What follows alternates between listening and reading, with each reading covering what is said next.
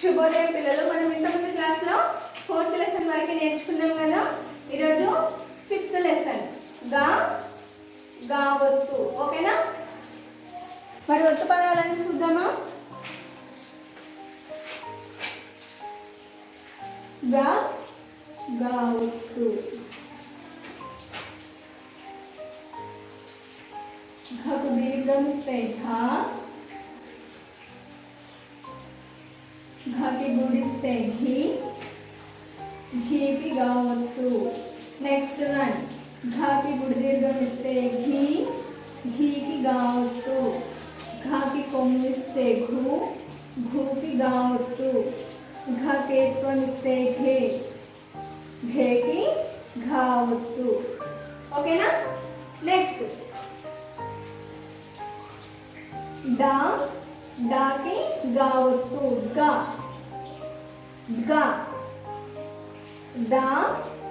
డాకి గా ఒత్తు. Next one, నాకి గా ఒత్తు. లాకి గా ఒత్తు. రాకి గా ఒత్తు. ఓకేనా? మరి వీటిలో ద్విత్వాక్షరాలు అనేవి ఏంటివి, సంయుక్తాక్షరాలు అనేవి ఏంటివి చూద్దామా? మరి ఒక అక్షరం కింద అదే ఒత్తు, ఆ అక్షరం యొక్క ఒత్తు వచ్చినట్లయితే దాన్ని ఏమంటారని చెప్పాను? ద్విత్వాక్షరము అంటారని చెప్పాను. ఇప్పుడు గాకి గా ఒత్తు వచ్చింది కదా, కాకి కా ఒత్తు, టాకి తా ఒత్తు, ఇలా రావాలి. ఓకేనా? ఇలా కాకుండా డాకి గా ఒత్తు, రాకి కావత్తు కనుక వస్తే ఏమని చెప్పాను? సంయుక్త అక్షరాలు అని చెప్పాను కదా. ఒక అక్షరానికి వేరొక ఒత్తు కనుక వచ్చినట్లయితే దాన్ని సంయుక్త అక్షరం అంటారు. మరి అదే అక్షరానికి అదే ఒత్తు కనుక వస్తే ఏమంటారు? ద్విత్వాక్షరం అనే అంటాం. ఓకేనా? మరి ఇందులో ద్విత్వాక్షరాలు ఎక్కడి వరకు ఉన్నాయి, సంయుక్త అక్షరాలు ఎక్కడి వరకు ఉన్నాయో చూద్దామా? ద్విత్వాక్షరాలు గాకి గావత్తు, గీకి గావత్తు, గీకి గావత్తు, గూకి గావత్తు, గేకి గావత్తు.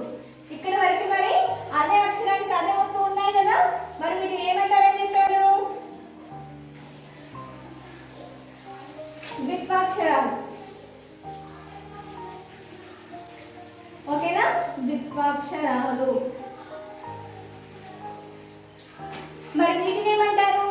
వీటి అక్షరం ఒకటి ఉంది, ఒత్తు వేరే రకంగా ఉంది. అక్షరం ఒకలా ఉంది, ఒత్తు వేరే ఒత్తు ఉంది. ఓకేనా? మరి వీటిని ఏమంటారు? సంయుక్తాక్షరాలు. సంయుక్త. ఓకేనా? వీటిని ఏమంటారు? సంయుక్తాక్షరాలు అంటారు. ఇక్కడ చూడండి, మొగ్గ,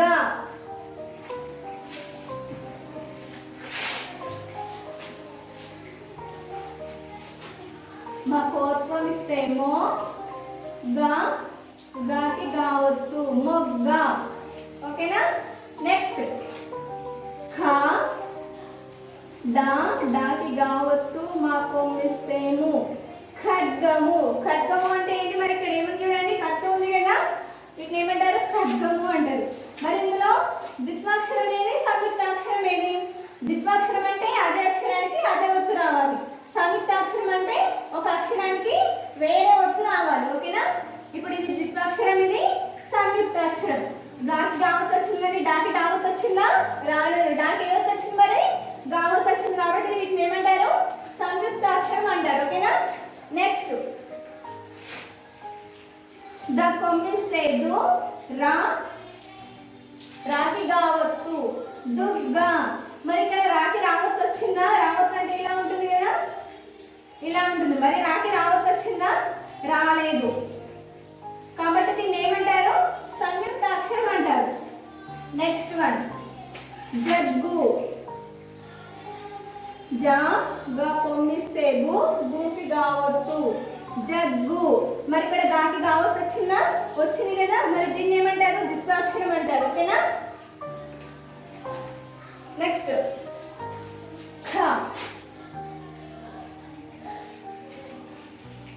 ఘావత్తు.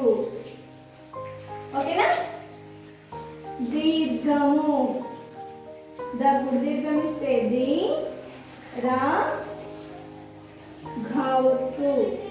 మ కొమ్మిస్తే ము, దీర్ఘము, దీర్ఘము. ఓకేనా?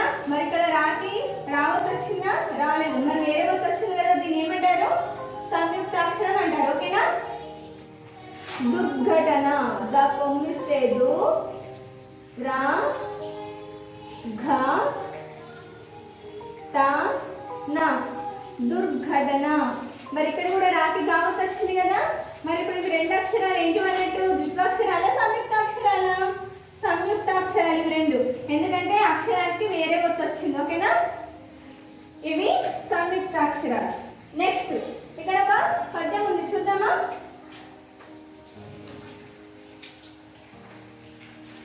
పాప బుగ్గ పువ్వు మొగ్గ, అక్కకు సిగ్గు తాతకి విగ్గు.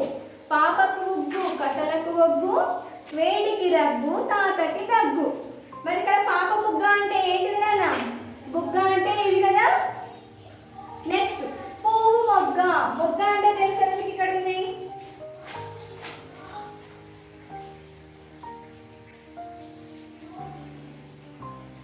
ఇది మొగ్గ. ఓకేనా? మొగ్గ అంటే ఇంగ్లీష్ ఏమంటారు? బర్డ్ అంటారు, తెలుసు కదా. నెక్స్ట్ అక్కకి సిగ్గు తాతకి విగ్గు. సిగ్గు అంటే తెలుసు కదా, సిగ్గుపడడం. విగ్గు అంటే తెలుసా? మరి మనకి హెయిర్ లానే ఉంటది కానీ మన రియల్ హెయిర్ కాదది. ఓకేనా? సినిమాలలో ఎక్కువగా యూజ్ చేస్తారు.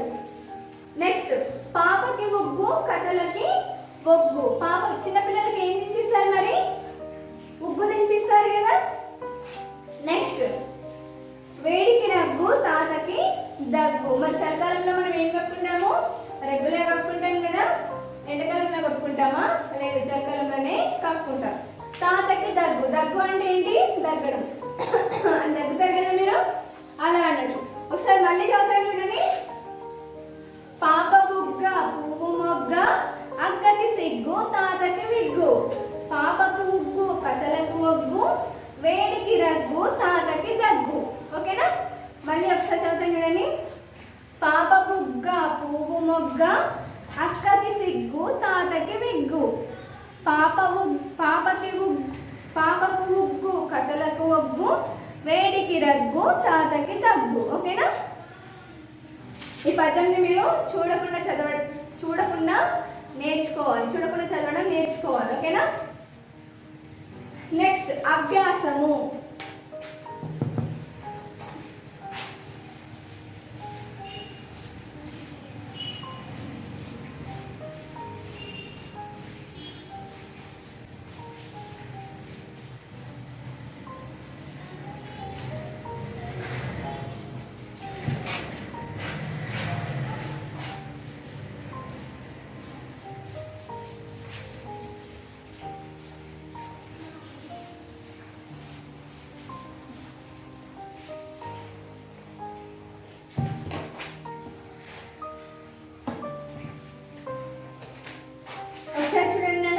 అభ్యాసము. ఆ భకు దీర్ఘం ఇస్తే భా, భాకి యావత్తు. సా మా కొమ్మిస్తే ము, అభ్యాసము, అభ్యాసము. ఓకేనా?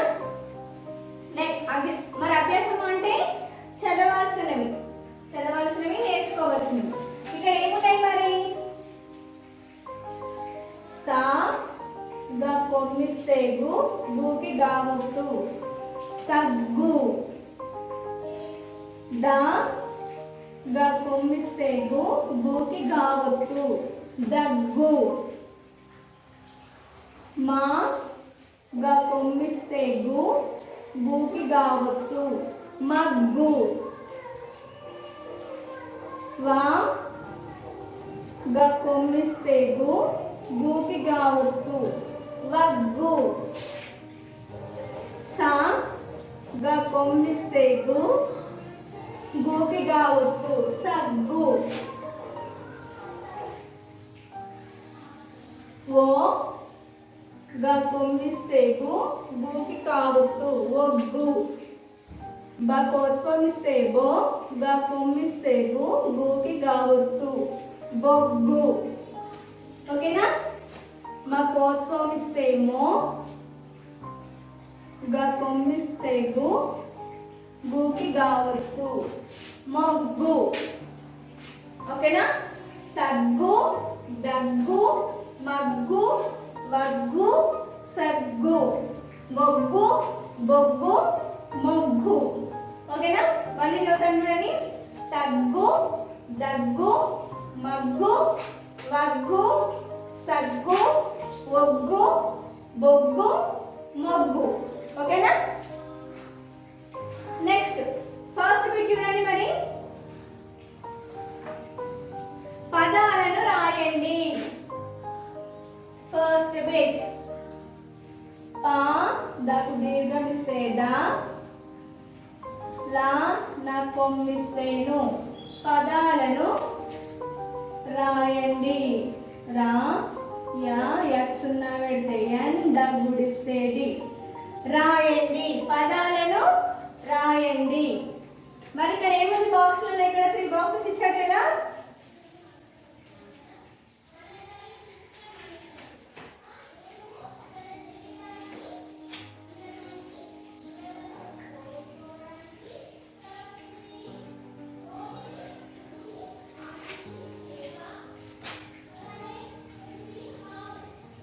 పగ్గ, మగ్గ, లగ్గ.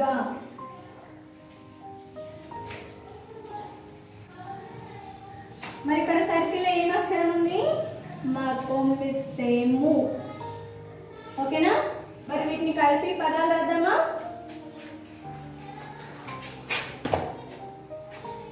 ఇక్కడ ఏమొస్తుంది? కా, గా, గాకి గావత్తు, మా కొమ్మిస్తేము. ఏమొస్తుంది అన్న ఫస్ట్ అక్షరం ఏమొస్తుంది? పగ్గము. పా, గా, మా కొమ్మిస్తేము, పగ్గము. నెక్స్ట్ మా, గా, మా కొమ్మిస్తేము, మా, గాకి గావత్తు, మా కొమ్మిస్తేము, మగ్గము. లా, ఘా, గాకి గావత్తు,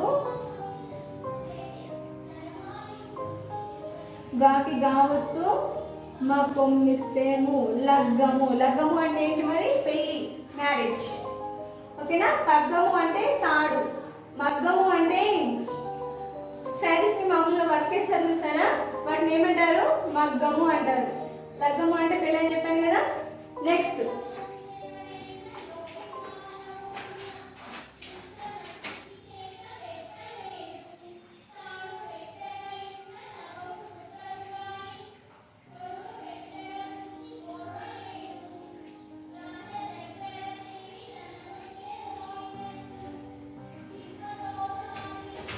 బకోత్వం ఇస్తే బో,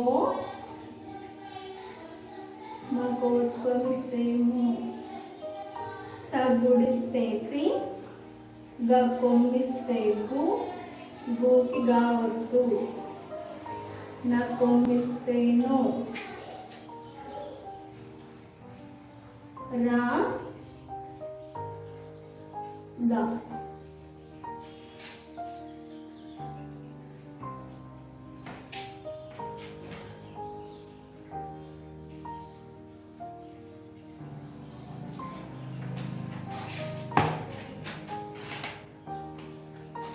ఇక్కడ ఏమొస్తుంది మరి?